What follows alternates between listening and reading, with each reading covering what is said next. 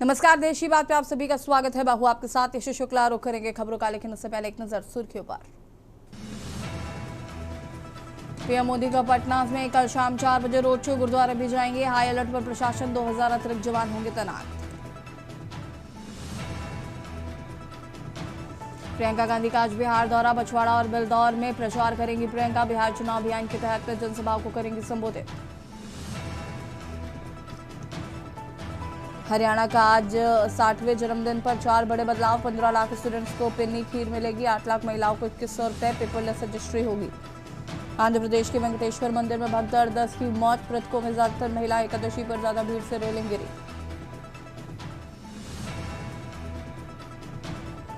पंजाब में पराली जलाने से 1642 केस, 353 हॉटस्पॉट गांव में नजर रख रहे पीपीएफ के जवान। 430 एफआईआर दर्ज। राजस्थान में 108 साल बाद सबसे ज्यादा बारिश। हिमाचल में तापमान 1.2 डिग्री। देश में कड़ाके की सर्दी में देर, नवंबर में बारिश के आसार। आप देख रहे हैं के न्यूज, खबरों का सारथी। गाजियाबाद से खबर आपको बता देते हैं, जहां पर आज रात से BS3 वाहनों की दिल्ली में नो एंट्री। बढ़ते प्रदूषण के चलते सख्त पाबंदियां लागू। दिल्ली बॉर्डर पर गाजियाबाद प्रशासन ने जारी किया alert. Sir CNG, LNG, EV और BS4 वाहनों को मिलेगी अनुमति। एडिशनल DCP ट्रैफिक को दी गई निगरानी की जिम्मेदारी। 60 टीमें तैनात, सीमाओं पर कड़ी चेकिंग शुरू। दिलचाद गार्डन, भोपुरा, लोनी बॉर्डर पर विशेष निगरानी। यूपी गेट, सूर्यनगर, तुलसी निकेतन, सोनिया विहार पर तैनाती। नोएडा की तरफ आने वाले वाहनों पर सख्त नजर। परिवहन विभाग और ट्रैफिक पुलिस मिलकर चला रहे अभियान।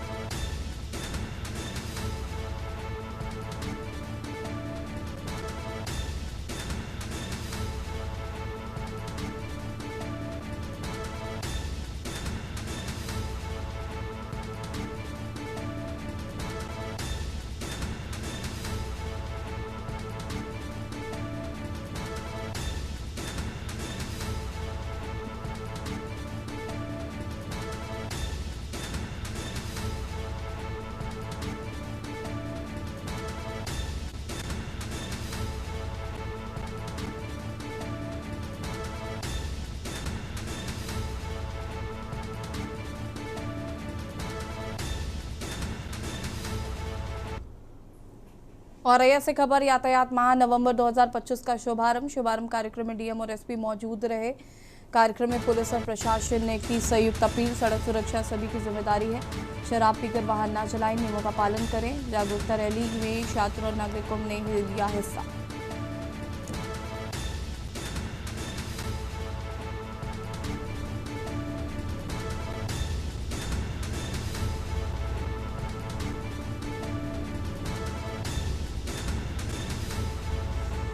पोस्टर, बैनर, गुब्बारों से गूंजा सुरक्षित यातायात का संदेश।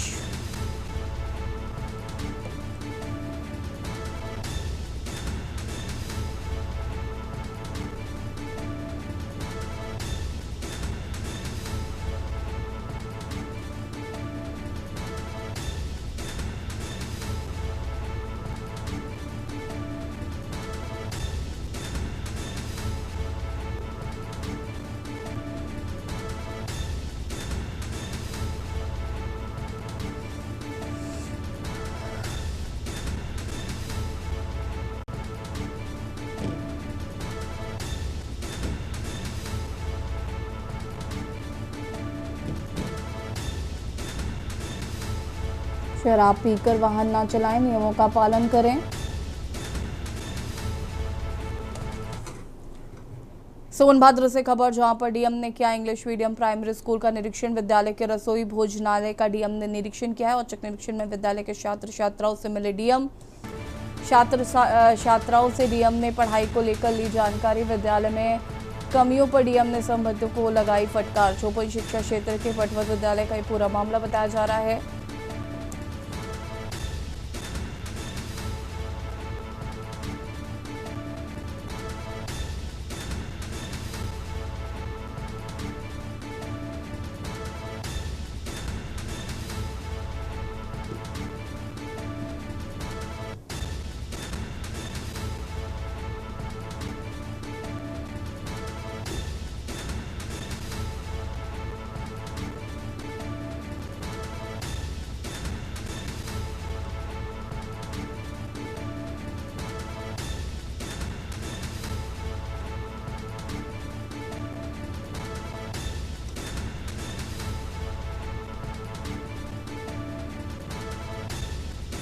औचक निरीक्षण में विद्यालय के छात्र छात्राओं से मिले डीएम।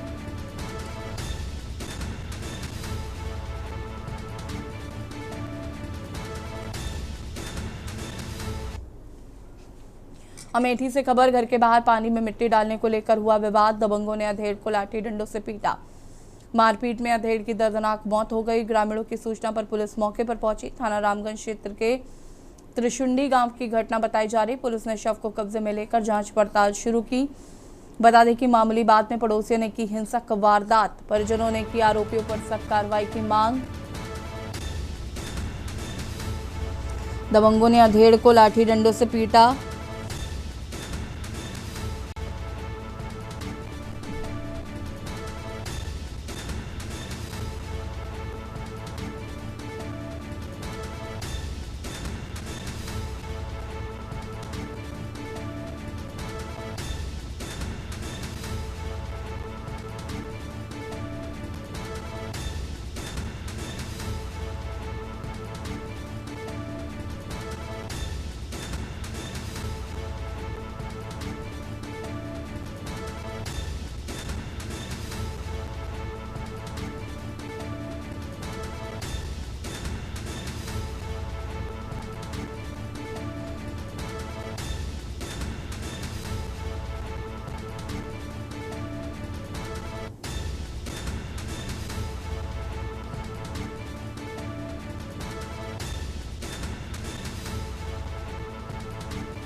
ग्रामीणों की सूचना पर पहुंची पुलिस। थाना रामगंज क्षेत्र के त्रिशुंडी गांव की घटना बताई जा रही है।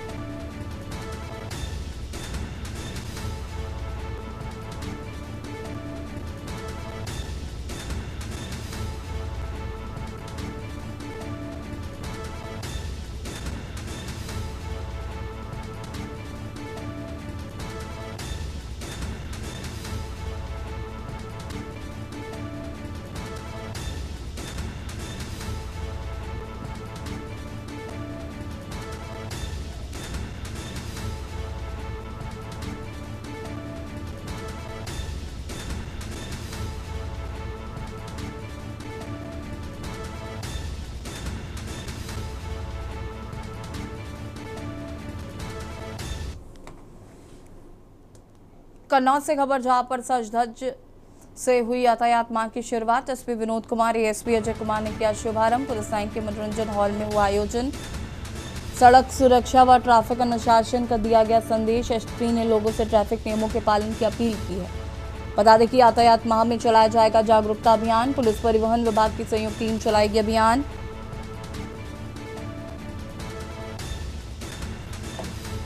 एसपी ने लोगों से ट्रैफिक नियमों के पालन करने की अपील।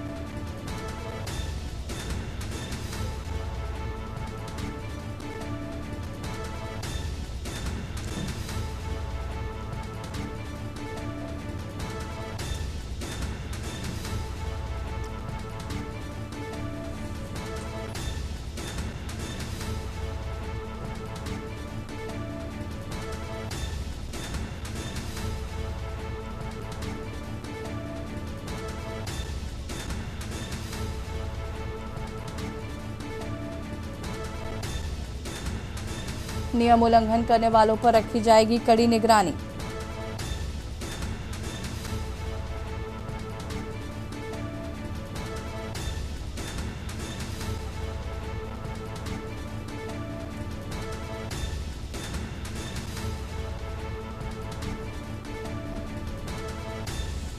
पुलिस लाइन के मनोरंजन हॉल में हुआ कार्यक्रम।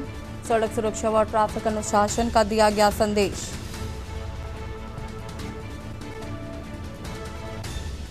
एसपी ने लोगों से ट्रैफिक नियमों के पालन की अपील की है। यातायात माह में चलाया जाएगा जागरूकता अभियान।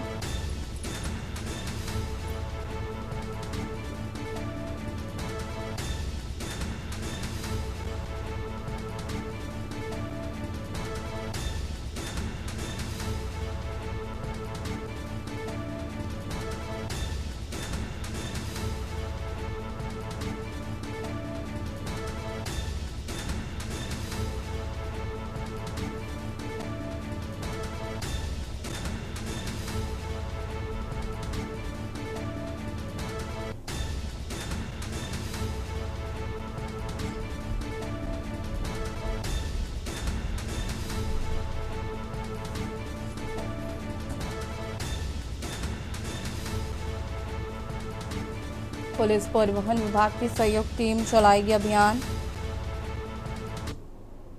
एक सड़क सुरक्षा के लिए जो नवंबर माह है वो यातायात माह के रूप में मनाया जाता है और हमारे 30 दिन के लिए जो यातायात में जो सुरक्षा के प्रिकॉशन लिए जाने हैं और जो जागरूकता के अभियान चलाए जाने हैं, इसका आज शुभारंभ किया गया है पुलिस लाइन सभागार से, जिसमें हमारे परिवहन विभाग के अधिकारी, पुलिस विभाग के अधिकारी, सभी व्यापार मंडल से जुड़े हुए लोग, शहर के सम्रांत नागरिक, स्कूली बच्चे, सभी लोगों ने बड़ी संख्या में प्रतिभाग किया और सभी के विचार विमर्श हुआ और जिन कारणों से दुर्घटनाएं होती हैं उनके बारे में विस्तृत चर्चा की गई।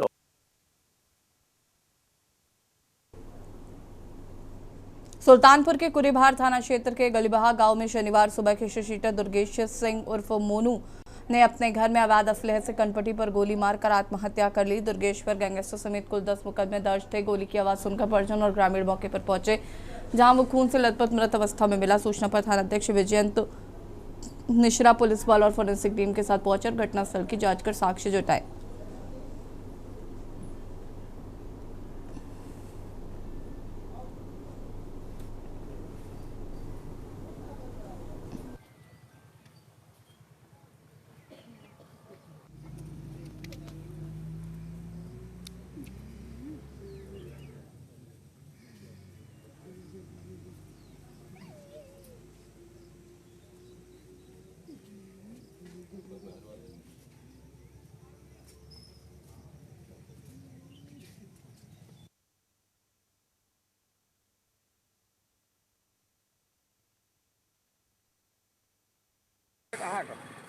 सब वीडियो बन के पहुंच गया है आप लगे कुछ फुटेज बाकी रही हमारे लगे हम उन हाथ डोट रहे हम उनके महेंद्र भाई आए रहे। हां उनके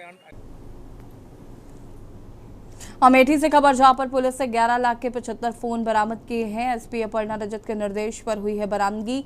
सर्विलांस व स्वाट टीम को मिली है सफलता। लोगों को सुपुर्द किए गए उनके मोबाइल फोन। खबर अमेठी से, जहां एसपी अपर्णा रजत कौशिक के निर्देश पर पुलिस की सर्विलांस और स्वाट टीम ने संयुक्त अभियान में चलाए गए लोगों के गुम हुए 75 मोबाइल फोन सेट बरामद किए। बरामद सभी मोबाइलों के मालिकों को सुपुर्द कर दिए गए हैं।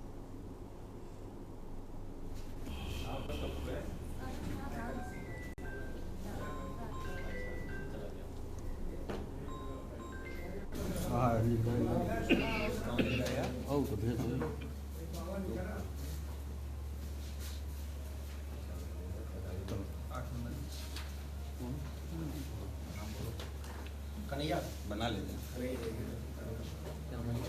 तुम्हारा मोबाइल 1 साल हो गया, कैसा लगा मोबाइल?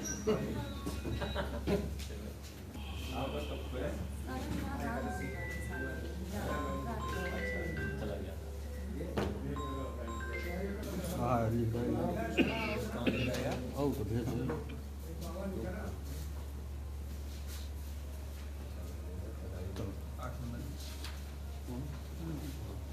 पुलिस अधीक्षक महोदय के निर्देशन में स्वाट सर्विलांस टीम ने कुल 75 मोबाइल जो विभिन्न लोगों के हैं, अलग अलग समय पर इन लोगों के द्वारा इसकी गुमशुदगी दर्ज कराई गई थी, इसको बरामद किया गया है। करीब इसकी कीमत 11 लाख रुपए है। अलग अलग जनपदों से और अलग अलग राज्यों से, जैसे लखनऊ, प्रतापगढ़, सुल्तानपुर, पंजाब, हरियाणा, इन जगहों से मोबाइल बरामद किए गए हैं। आज इन सभी जो इसके जो मालिक हैं, आज उनको ये सुपुर्द किया जा रहा है। खबर महाराजगंज से है, जहां पर सर्कुलर नोटिस जारी होने के बावजूद भी अवैध रूप से दोबारा भारत पहुंची उज्बेकिस्तान की नागरिक महिला सोनाली ओवरजन विभाग कार्यालय पर विभागीय चुप का बड़ा खुलासा हुआ। बीते वर्ष भी भारत में अवैध रूप से घुसपैठ के दौरान पकड़ी गई थी महिला। 14 विदेशी अधिनियम के तहत हुई थी कार्रवाई।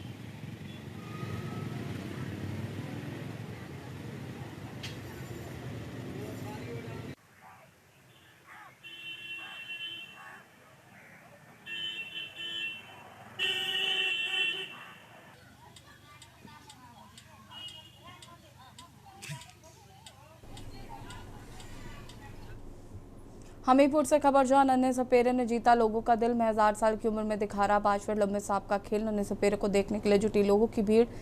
सांप के साथ बचखापड़ का भी खेल दिखाने में माहिर है नन्हा सपेरा। कानपुर जिले के रहने वाले इस नन्हे सपेरे का बचपन से ही सांपों के साथ अलग सा रिश्ता है। नन्हा सपेरा शहर शहर जाकर दिखाता है सांप और बचखापड़ का खेल।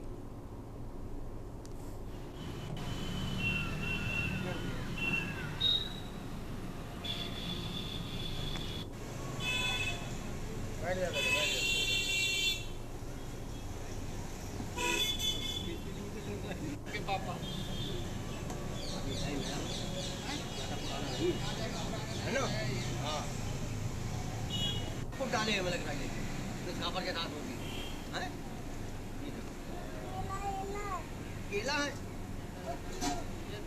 और थोड़ा उठाओ इसको। ये आपकी आवाज है और का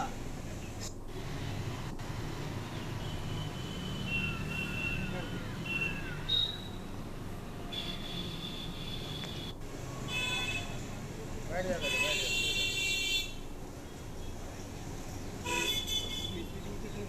के पापा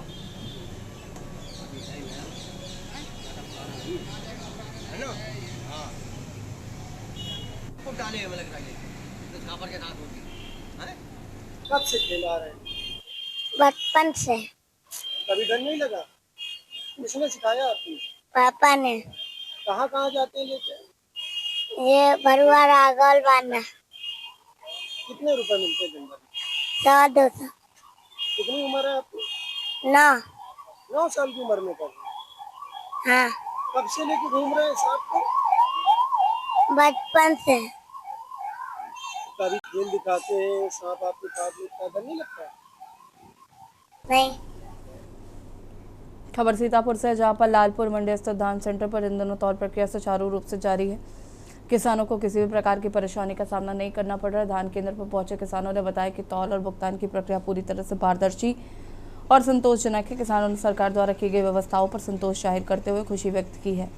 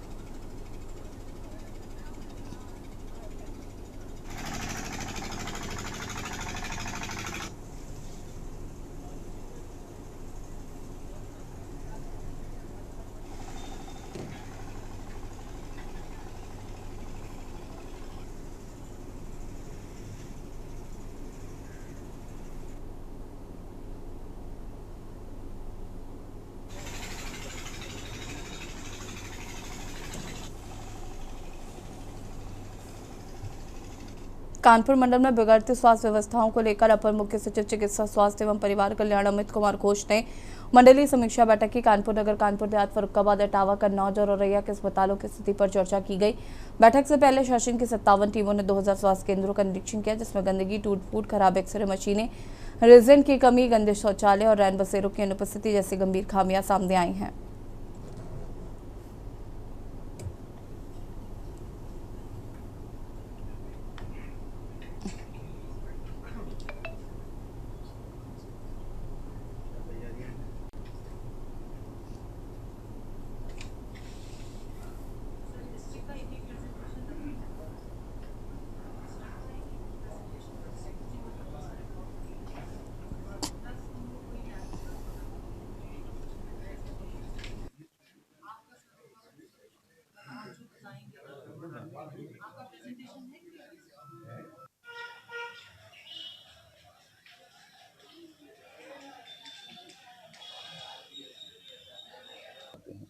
उसमें मुझे गर्व है कि हमारा प्रदेश पूरे देश में भारत सरकार द्वारा नंबर 1 पर रैंकिंग रखता है। भारत सरकार की द्वारा जो रैंकिंग जारी हुई है, और उसमें कानपुर मंडल का काम बहुत अच्छा है। तो क्वालिटी सर्टिफिकेशन के ऊपर काफ़ी अच्छा काम हुआ है, और हमें जो है इसमें फर्रुखाबाद और कन्नौज, ये 2 ज़िले हैं जहां क्वालिटी सर्टिफिकेशन पर हम पीछे हैं।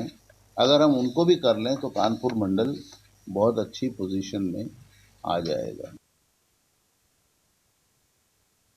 और यहाँ रुकेंगे छोटे से ब्रेक के लिए, जो हाजिर होते हैं। आप देख रहे हैं के न्यूज, खबरों का सारथी। ब्रेक के बाद एक बार फिर से आप सभी का स्वागत है। कानपुर के थाना काकवन क्षेत्र के गुमानीपुरवा गांव से एक अजीबोगरीब शिकायत ने डीएम जनता दरबार में मौजूद सभी लोगों को चौंका दिया। ग्रामीणों ने आरोप लगाया कि गांव का एक व्यक्ति अलवर उर्फ नक्कट्टा लोगों से झगड़ा कर नाक और अंगूठा काट लेता है, जिससे गांव में दहशत का माहौल है। ग्रामीणों ने बताया कि अलवर के दांत चूहे जैसे पहने हैं और वह विरोध करने पर झपट्टा मारकर नाक काट लेता है। अब तक आधा दर्जन से अधिक लोगों के नाक कटने की घटनाएं सामने आ चुकी हैं। कुछ पीड़ितों को ग्रामीण अपने साथ दरबार में भी लेकर आए थे। डीएम जितेंद्र प्रताप सिंह ने मामले की गंभीरता को देखते हुए शिकायत को डीसीपी के पास जांच के लिए भेज दिया है और उचित कार्रवाई का आश्वासन दिया है।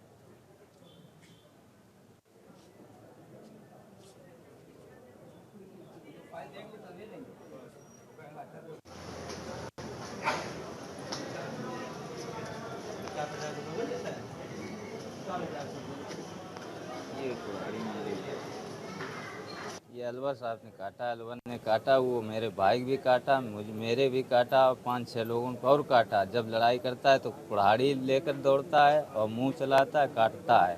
अम्बेडकर साहब की कथा करवा रहे थे और बहन जी लेडीज थी, उन्हीं को हमने किया था।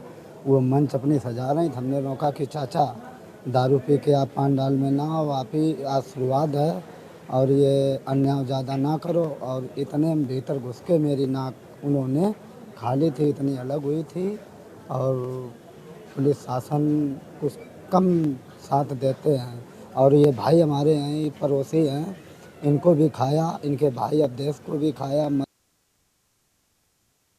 खबर हमीरपुर से, जहां जनपद में उस वक्त हड़कंप मच गया जब वन स्टॉप सेंटर में मैनेजर के पद पर कार्यरत मोनिका गुप्ता ने अपने अधिकारी डीपीओ राजेश कुमार के ऊपर गंभीर आरोप लगाए। महिला का कहना है कि डीपीओ राजेश कुमार ने उन्हें झूठे आरोपों में फंसाकर नौकरी से निकलवाने और गोली मारने की धमकी दी है। वहीं इस पूरे मामले को लेकर जब डीपीओ राजेश कुमार से सवाल किए गए तो उन्होंने सभी आरोपों को निराधार और असत्य बताया।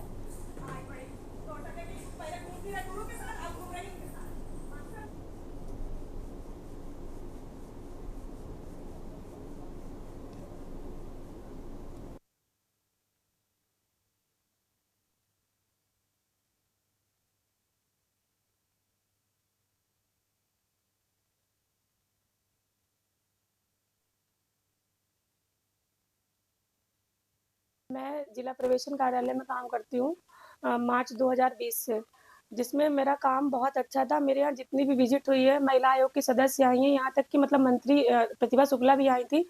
हमारा काम बहुत अच्छा देखा गया, जिसके मेरे पास सारे प्रूफ हैं। लेकिन अभी इधर जनवरी से लेकर डीपीओ सर कुछ महिलाएं हैं जिनके कारण मुझे बहुत परेशान कर रहे हैं, और अगर जो महिलाएं कहती हैं बस सर उतना ही करते हैं। यहाँ तक कि मैंने बहुत से प्रूफ ऐसे हैं जो साबित किए हैं कि मैं सच हूँ, और डीपीओ सर ने देखा भी है उनको। उसके बावजूद भी सर ने मेरा मतलब मुझे इतना परेशान करके रख लिया। वजह सिर्फ इतना है कि मैं नौकरी छोड़ के चली जाऊं और मेरी जगह उन तीनों महिलाओं में से किसी एक को सेंटर मैनेजर बना दिया जाए। पूरा मामला ये है कि 3-4 महीने पहले एक घटना घटी थी। वन स्टॉप सेंटर में एक पीड़िता थी जो बाथरूम में जो है अपने दुपट्टे से फंदा लगा के आत्महत्या करने का प्रयास की थी। उस घटना की जांच पेपर में कुछ चीज़ें निकली थी जिसकी जांच चल रही थी। उसके बाद एक महिला का और आरोप था कि मतलब हमको वन स्टॉप में खाना नहीं मिला, तो उसके लिए हमने स्पष्टीकरण इनको दिया था सेंटर मैनेजर को कि आप अपना पक्ष लिख के दे दो इसमें। तो इसी चीज़ की वो में कि हमको परेशान किया जा रहा है, इसकी नीयत से जो है ये इस तरह का एलिगेशन लगा के दबाव बनाया जाता है कि मैं बैक हो जाऊं और जो है वो अपने हिसाब से अपनी चीज़ें चलती रहें, जो ये संभव नहीं है। क्या इससे पहले भी इस तरह के मामले हुए हैं? नहीं, कभी नहीं हुआ। 3-4 महीने पहले की घटना थी, बस उसी से मामला चल रहा है ये सब चीज़ें। हालांकि जो हमारे वन स्टॉप सेंटर में पीड़िताएं रुकती हैं, पीड़िता आज कल रुकी थी, तो उस पीड़िता कल परसों बैठी थी वो बाहर, तो मैंने उससे साधारण भाषा में से पूछा कि बेटा आपका पेट दर्द हो रहा है क्या, खाना नहीं मिला क्या? तो सिर्फ इतनी सी बात थी। वहाँ पे एक महिला बैठी थी, महिमा, जो पैरामेडिकल नर्स है, वन स्टॉप सेंटर में कार्यरत है। वो बोल रही कि हाँ अपनी जैकेट दे दो, प्यार से बोले कि अपनी जैकेट। मैंने कहा हाँ बेटा मेरे पास शर्ट रखा है, ले लेना के। इतनी सी बात थी सिर्फ। आज वो हमारे सर से कह रही है कि मैंने इसका वीडियो बनाया, जी कौन होती है खाना पूछने वाली? तो मैंने कहा मैंने तो ऐसा कुछ नहीं पूछा है। मोनिका ने उस पीड़िता को ले जाके कमरे में उससे जो जो सिखाया उसने वही वीडियो में बोला है। तो मैंने कहा मैंने तो ऐसा बोला नहीं। मैंने कहा जहाँ बात की उसका वीडियो हो तो बताओ। तो मैंने कहा महिमा बैठी थी, उसको बुला लो। तो कह रही हम महिमा पे यकीन नहीं करेंगे। तो हमने कहा ठीक है, हम भी इस वीडियो पे यकीन नहीं करेंगे, तुम कुछ भी सिखा के खिलाई हो। बस इसी बात पे वो इतनी तेज हाइपर हो गई हमारे यही कार्यालय में। डीपीओ सर के बोल रही बहुत अभद्र भाषा में बात करने लगी। खबर बांदा से, जहां पर सरदार वल्लभ भाई पटेल की 150वीं जयंती पर राष्ट्रीय एकता दिवस के मौके पर बांदा जनपद में नवाब टैंक स्थित सरदार वल्लभ भाई पटेल ऑक्सीजन पार्क में रिमझिम बारिश के बावजूद रन फॉर यूनिटी दौड़ का भव्य आयोजन हुआ। शहर के कोने कोने से आए सैकड़ों नागरिक, युवा, छात्र, छात्राएं और खिलाड़ी इस दौड़ में शामिल हुए। उत्साह की बौछार और एकता का संदेश लिए सभी ने दौड़ पूरी की।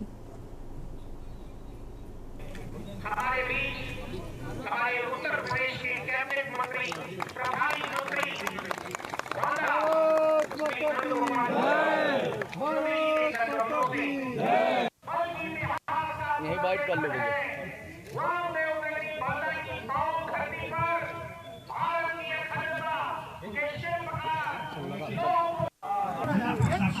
पूरे देश यूनिटी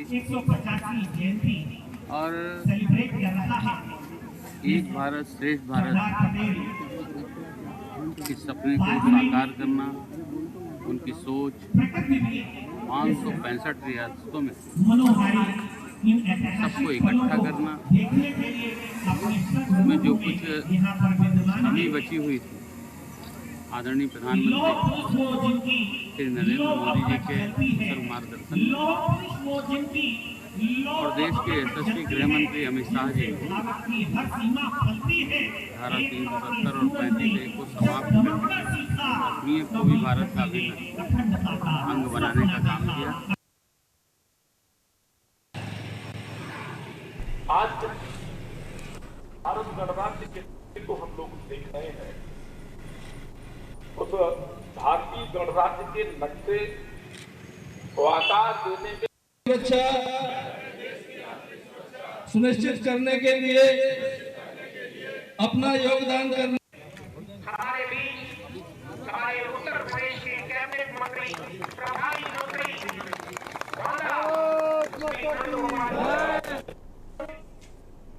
प्रतापगढ़ के राजपाट डंकी चौराहे पर शनिवार सुबह 11 बजे एसपी दीपक भूकर ने यातायात माह का शुभारंभ किया। इस अवसर पर उन्होंने आमजन से यातायात नियमों का पालन करने की अपील की और कहा कि सड़क सुरक्षा सभी की जिम्मेदारी है।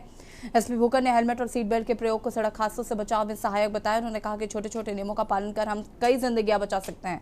कार्यक्रम में पुलिसकर्मियों ने यातायात जागरूकता के संदेश दिए हैं और लोगों को सुरक्षित ड्राइविंग के लिए भी प्रेरित किया है। अधिकारी और कड़े भी अधिकारी आपके जनपद में आए हैं। आप सबको प्रतापगढ़ पुलिस के द्वारा ये 1 नवंबर से यातायात माह की जो है शुभारंभ है वो किया गया है और इसमें पूरे माह में अलग अलग कार्यक्रम इसमें किए जाएंगे, जिसमें लोगों को पहली प्राथमिकता है कि लोगों को जागरूक किया जाए ताकि वो यातायात के नियमों का पालन करें, अपनी सुरक्षा का ध्यान रखें। जब भी कोई व्हीकल ड्राइव करते हैं, 2 पहिया वाहन, तो हेलमेट लगा के वो करें, ड्राइव करें, और जब 4 व्हीलर्स में ड्राइव करते हैं तो सीट बेल्ट लगाएं। बिना शराब पिए नशे में कोई भी व्हीकल जो है शराब पी के ना चलाएं। तो इसके बारे में लोगों को जागरूक किया जाएगा। विभिन्न कॉलेजेस में, स्कूल्स में हम सेमिनार्स ऑर्गेनाइज करवाएंगे। जौनपुर जिला अस्पताल में डिप्टी सीएम ब्रजेश पाठक के आदेश के बाद से के न्यूज ने ग्राउंड जीरो से पड़ताल की। आदेश के अनुसार चिकित्सकों को बाहर की दवाइयां नहीं लिखने का निर्देश दिया गया है। ज्यादातर मरीजों और तीमारदारों ने बताया कि डॉक्टर द्वारा लिखी गई दवाएं अस्पताल और औषधि केंद्र में उपलब्ध हो जाती हैं, जिससे उन्हें सहूलियत मिल रही है। हालांकि कुछ मरीजों ने यह भी बताया कि कुछ दवाएं बाहर की जरूर लिखी जा रही। निष्कर्ष में सामने आया कि ज्यादातर दवाएं अस्पताल में ही उपलब्ध हैं।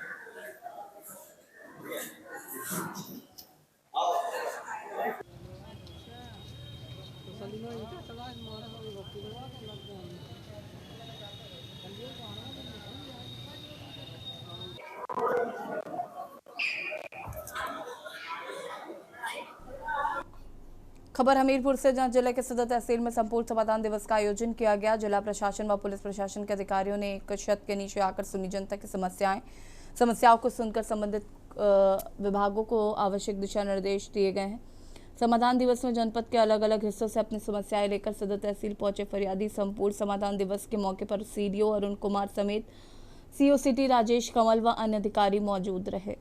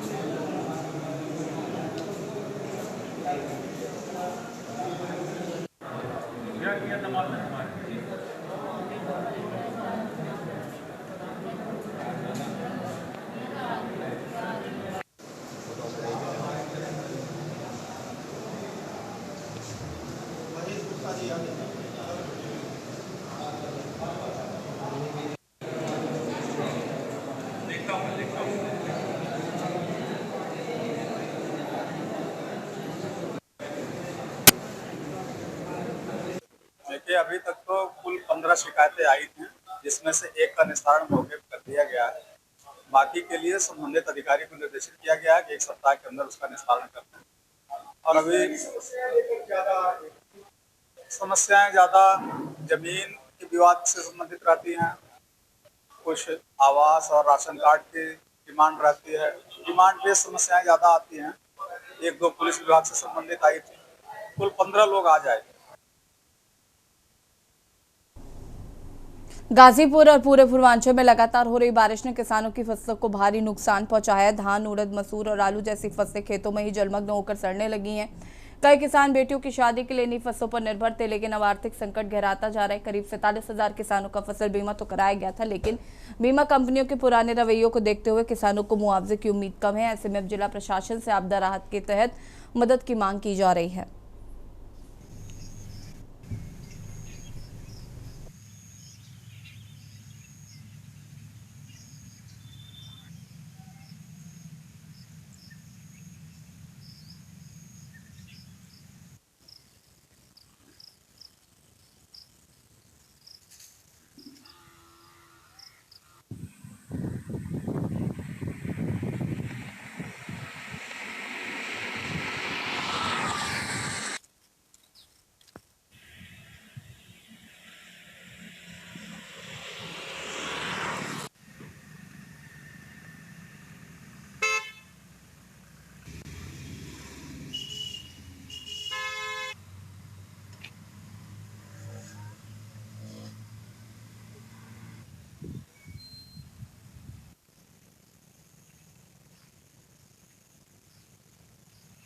अभी 4-5 दिन से बारिश हो रही थी, कल काफ़ी तेज़ हुई है और अतिवृष्टि के कारण कई तमाम जगहों से सूचना मिली है कि फसल का नुकसान हुआ है, जिसका हम लोग तहसीलवार लेखपालों से सर्वे करवा रहे हैं। 2 या 3 दिन उसमें लगेगा। जहाँ जहाँ क्षति हुई है वहाँ पे हम लोग फिर राहत वितरण करेंगे। बहुत नुकसान हो गया है, हम लोग का बहुत बर्बाद हो गया है, सब डूब गया है पानी में, सब गिर गया है धान। बहुत दिक्कत है, खाने को नहीं मिलेगा हम लोग को। कितनी धान की फसल लगाए थे आप? हम लगाए थे 5 बीघा। 5 बीघा पूरी तरीके से जलमग्न हो गई? पूरा एकदम गिर गया है, सब जल में डूब गया है। अच्छा, तो अभी क्या सरकार से क्या मांग करेंगे आप? सर मांगे हमको मुआवजा दे, उसका हम लोग मतलब। नगर में जिला विद्यालय निरीक्षक कार्यालय में वर्षों से चल रहा संबद्धता का खेल आखिरकार के न्यूज की मुहिम के बाद खत्म हो गया है। लंबे समय से कई बाबू कार्यालयों में संबद्ध होकर काम कर रहे थे, जबकि उनकी मूल तैनाती विद्यालयों में थी। के न्यूज की पड़ताल के बाद शासन ने संज्ञान लिया और शिक्षा निदेशक डॉक्टर महेंद्र देव ने संयुक्त शिक्षा निदेशक देवीपाटन मंडल को पत्र भेजकर संबद्ध शिक्षकों और कर्मचारियों की सूची मांगी है। इसके बाद डीआईएस अम्बेडकर नगर ने 24 घंटे के भीतर सभी संबद्ध बाबुओं को मूल तैनाती पर लौटने के निर्देश जारी कर दिए हैं।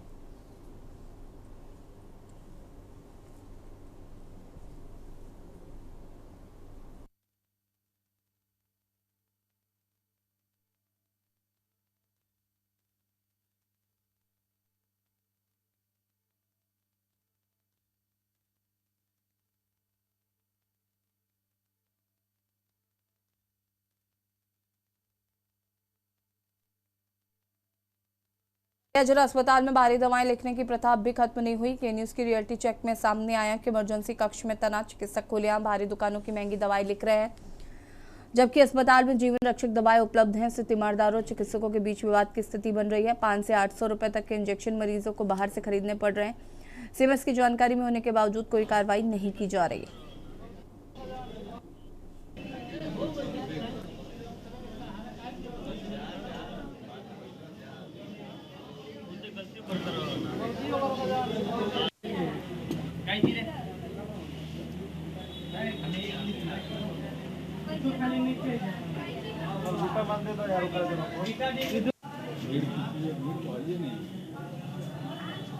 नहीं, इसे अब संज्ञान में हमारे पास तो नहीं आई है। कोई ऐसी बातें आती है तो फिर आपको अपने जो प्रक्रिया होता है कि डॉक्टर को निर्देशित किया गया पहले से भी कि बाहर की जांच, बाहर की दवा ना लिखे, बार बार मैसेज दिया जाता रहता है। ऐसे लोग हमारे पास अभी नहीं आए। यदि आते हैं तो फिर हम उसकी जांच करवाएंगे और अपना जो हमारे सिस्टम है उसमें और मुस्तैदी और कड़की लाएंगे। कोई भी जनहित में कार्य में कोई बाधा ना हो और कोई लोग परेशान ना हो। जब डॉक्टर से इलाज कराने के लिए गए तो वो कहाँ की दवा लिखे हैं? बाहर की दवा लिखे हैं। क्या जिला अस्पताल में ये व्यवस्था नहीं है जी? नहीं है तभी तो। अच्छा, नहीं ये सत्य है, क्योंकि मैं अपने क्षेत्र अन्य क्षेत्र को भी लोगों के लिए प्रतिदिन अस्पताल में आता हूं ताकि उनका मदद हो सके जी। यहाँ आने के बावजूद गरीब लोगों को उत्पीड़न किया जाता है, बाहर की दवाइयाँ लिखी जाती हैं, बाहर की जांच लिखी जाती हैं। सरकार द्वारा यहाँ अन्य दवाई या हर व्यवस्था उपलब्ध है, लेकिन मरीजों को परेशान करने के लिए यहाँ से रेफर, परेशान करने के लिए यहाँ से भगाया जाता है।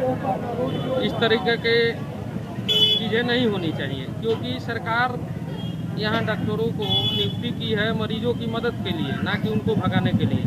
तो कब से आए? ये कल हो गया 2 दिन 3 दिन से भर्ती हैं। जिला अस्पताल से व्यवस्था मिल रही है? व्यवस्था क्या है, सब दवाई बाहर से लिख रहे हैं।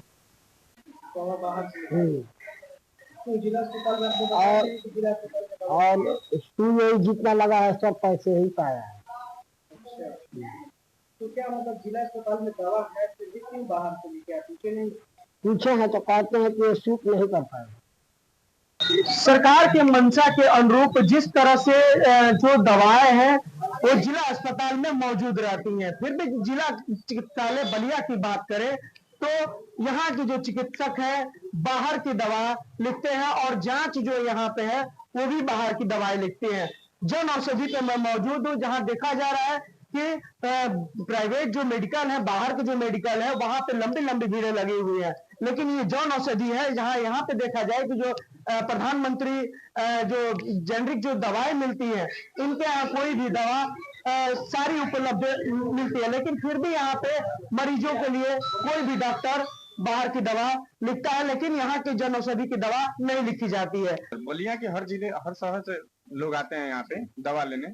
जी सभी लोग आते हैं। जिला अस्पताल की बात करें तो मतलब बाहर से जो डॉक्टर दवा लिखते हैं तो वो यहाँ पे आते हैं या लोग ये बाहर से लेते हैं? सारी देखिए सर, यहाँ पे करीबन 2000 से 2200 तक जेनरिक दवाइयाँ हैं, 300 प्लस सर्जिकल आइटम है। दवा यहाँ पे सारी उपलब्ध है, यहाँ पे सारी दवा है। यहाँ पे हम लोग का जनौषधि केंद्र है, एक कुंवर सिंह चौराहे पे जनौषधि केंद्र है। दोनों मिला के हम लोग पूरा एडजस्ट किए हुए सारी दवाइयों का। लेकिन क्या होता है सर कि डॉक्टर लोग दवा लिखते हैं, ठीक, उसमें बाहर की दवा ज्यादा लिखते हैं लोग। यहाँ से पेशेंट दवा खरीद के लेके जाता है तो डॉक्टर लोग पहले ही बोलते हैं कि ये दवा हमको लाकर आप दिखाइएगा।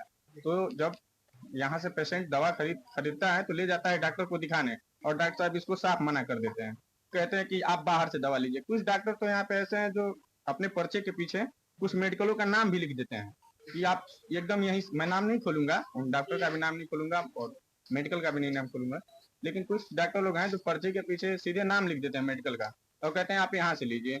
और यहाँ से कोई भी पेशेंट दवा लेकर जाता है और डॉक्टर को दिखाता है तो वो कहते हैं कि वो या फिर उनके जो आसपास जो बैठे रहते हैं लोग, उनके चेले चपाटी लोग, वो कहते हैं लोग कि आप बाहर से दवा लीजिए, यहाँ से दवा ना लीजिए, काम नहीं करेगी। इस तरह से देखा जाए जिला अस्पतालों में दलालों का भी अड्डा बना हुआ है। हर ओपीडी में देखा जाएगी दलाल वहां खड़े रहते हैं और जैसे ही डॉक्टर पर्ची पे दवा लिखते हैं वो खुद साथ में मरीजों को ले जाकर दवा भी दिलवाते हैं और बाहर की भी जांच करवाते हैं। सरकार के मंशा के अनुरूप जो भी जिला अस्पताल की व्यवस्था है वो पर्याप्त रूप से यहाँ पे दवा उपलब्ध भी है, चाहे जेनरिक हो चाहे हॉस्पिटल की दवा हो। लेकिन यहाँ के चिकित्सकों के माने तो यहाँ की जो भी दवा है, यहाँ से जेनरिक जो दवा यहाँ से जो मरीज लेके जाते हैं उसे वापस कर दिया जाता है। बलिया से कृष्णकांत पांडे, के न्यूज इंडिया। जनपद कासगंज के ससैया जल अस्पताल का उत्तर प्रदेश महिला राज्य आयोग की अध्यक्ष बबीता चौहान ने निरीक्षण किया। निरीक्षण के दौरान उन्होंने मरीजों से बातचीत की और मेला वार्ड में फल वितरित किए। उन्होंने बताया कि अस्पताल में लगभग 1500 मरीज रोजाना ओपीडी में आते हैं और महिलाओं के प्रसव ऑपरेशन भी नियमित रूप से होते हैं। हालांकि उन्होंने चिकित्सकों की कमी को गंभीरता से लेते हुए कहा कि शासन को पत्र भेजकर अवगत कराया जाएगा और जल्द ही चिकित्सकों की पूर्ति की जाएगी।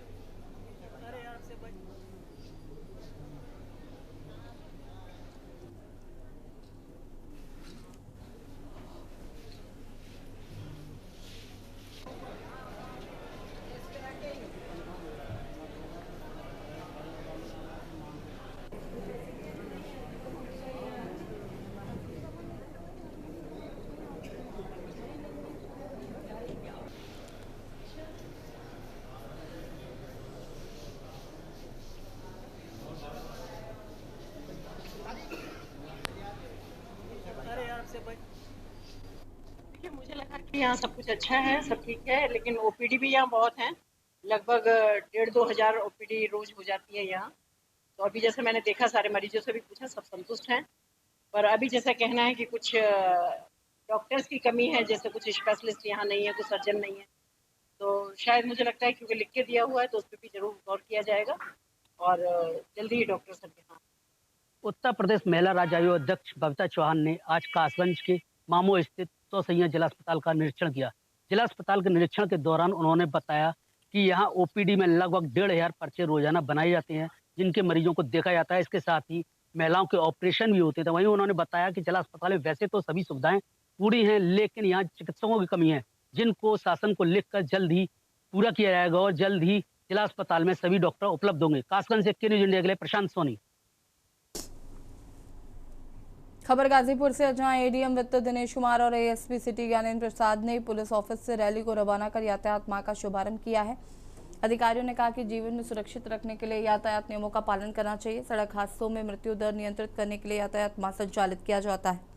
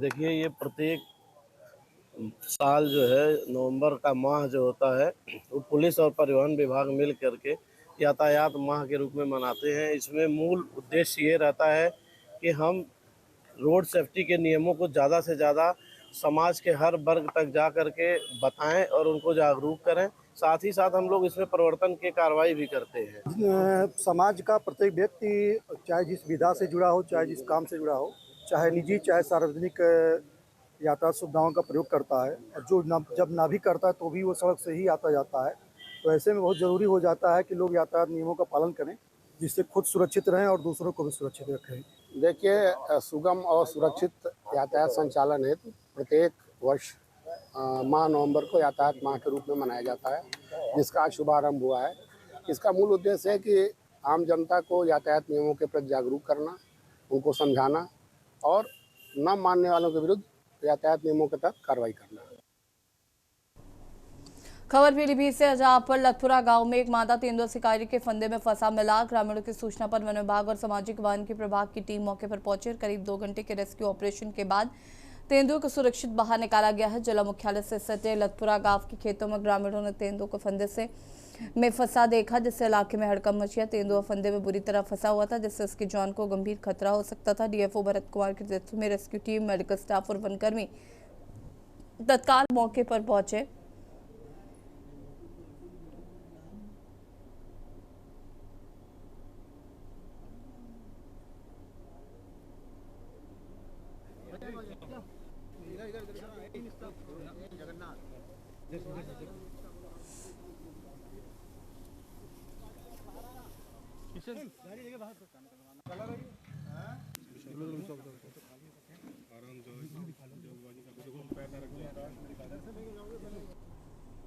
खबर बांदा से, जहां पर बुंदेलखंड राजनमार्ग संघर्ष समिति के बैनर तले 2 दर्जन से अधिक कार्यकर्ताओं ने 1 नवंबर 1956 राज्य पुनर्गठन प्रावधानों का विरोध जताया। उन्होंने कहा कि इसी दिन बुंदेलखंड को यूपी और एमपी 2 अलग अलग राज्यों में विभाजित कर बुंदेलखंड राज्य के अस्तित्व को समाप्त कर दिया गया था। इसलिए बुंदेलखंड राज्य गठन अभियान से जुड़े सभी संगठन 1 नवंबर को काला दिवस मनाते हैं।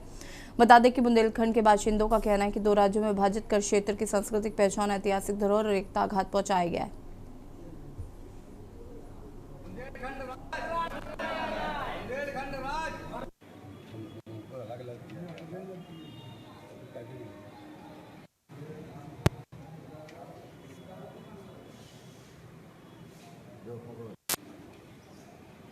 आज हम लोग यहाँ ज्ञापन देने आए थे। बुंदेलखंड राज्य के न बनाए जाने के कारण और जो पुनर्गठन हुआ तो इसको अस्तित्वहीन किए जाने के कारण आज काला दिवस मनाते हैं। और हम प्रधानमंत्री जी से मांग करते हैं कि बुंदेलखंड राज्य को पृथक राज्य बनाया जाए। भारतीय जनता पार्टी के नेताओं ने यह घोषणा की थी कि अगर हमारी सरकार बन जाएगी दोनों जगह तो हम बुंदेलखंड को पृथक राज्य बनाएंगे। आज की स्थिति में बुंदेलखंड राज्य को कोई नाम लेने वाला देश के अंदर नहीं, केवल बुंदेलखंड क्षेत्र में ही बुंदेलखंड की बात करने में वाले आज से 4-5 साल पहले तक नहीं थे। लेकिन हम लोगों ने माननीय अवधेश गुप्ता जी हमारे जो बार के पूर्व अध्यक्ष हैं, उनके साथ करीब 8-10 लोगों की टीम ने बुंदेलखंड राज्य बनाओ अभियान के तहत 10 दिनों की यात्रा 27 सितंबर 1923 को शुरू की, जिसको हम लोगों ने 10 दिनों में पूरे लोगों को जागृत किया। और आज की स्थिति ये है कि अब बुंदेलखंड राज्य बनाने के लिए बुंदेलखंड की जनता उत्साहित और अग्रेसिव हो चुकी है। खबर खैरागढ़ से, छत्तीसगढ़ की रजत जयंती के उपलक्ष्य में जिले के ग्राम पंचायत खपरी सरदार स्थित शासकीय पूर्व माध्यमिक शाला में एक दिन पूर्व ही छत्तीसगढ़ स्थापना दिवस का आयोजन किया गया। इस अवसर पर छात्राओं ने पारंपरिक वेशभूषा में सचकर छत्तीसगढ़ राज्य गीत पर मनमोहक सांस्कृतिक नृत्य प्रस्तुत किया है। कार्यक्रम के विशेष आकर्षण रही छत्तीसगढ़ महतारी की झांकी, जिसकी शिक्षिका श्रीमती इंदिरा चंद्रवंशी के मार्गदर्शन में तैयार किया गया था।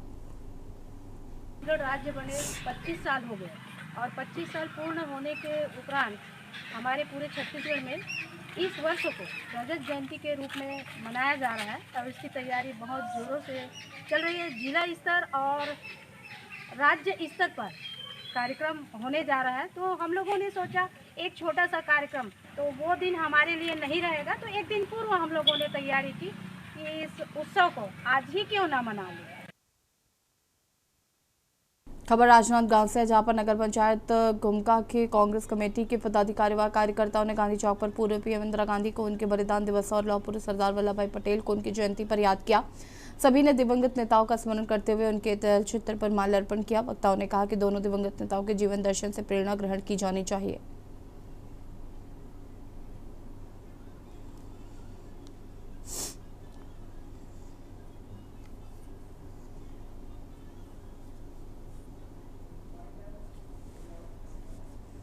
और देश की बात में फिलहाल इतना ही। देखते रहिए के न्यूज़ एरिया। नमस्कार। आप देख रहे हैं के न्यूज़, खबरों का सारथी।